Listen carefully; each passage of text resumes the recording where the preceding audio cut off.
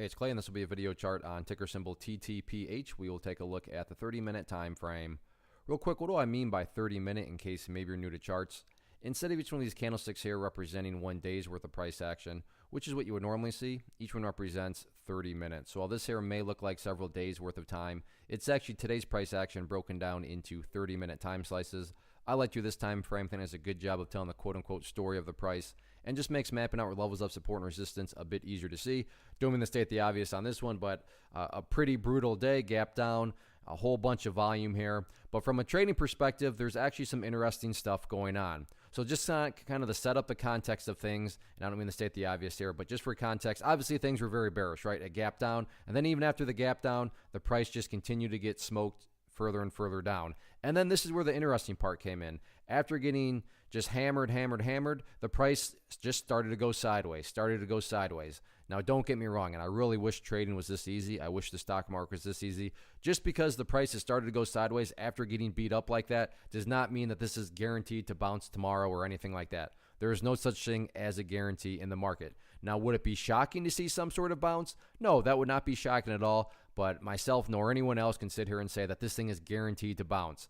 It at least makes sense now to question a bounce, though. I mean, case in point, when the price was falling and falling, at no point did it say, I wonder if it's going to bounce. Why would you say it's going to bounce when all it's been doing is falling? But at least at this point in time, with the price going sideways, it becomes logical to question whether or not this is some sort of bottom where a bounce could indeed follow. Now, as far as supports and resistance levels are concerned, pretty straightforward as far as supports.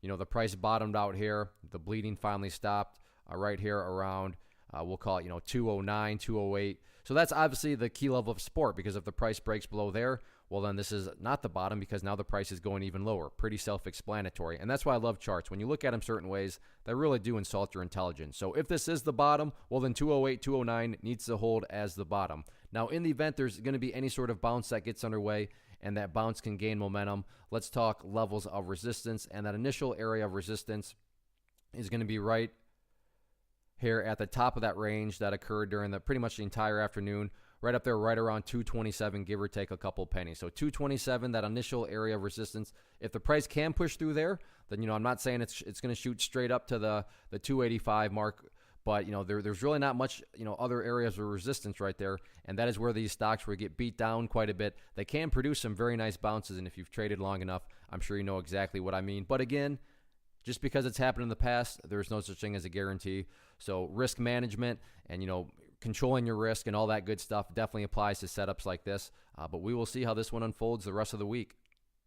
One of the biggest questions I get is, hey Clay, how do you find the stocks that you trade? So what I've done is put together a free resource guide where I talk about the tools that I use to locate stocks that I find interesting and think may have potential. So if that sounds like something that could add value to you as a trader, then click on the image that is up on the screen right now and I will email you the guide. The guide itself is very short and to the point, and best part, it's completely free.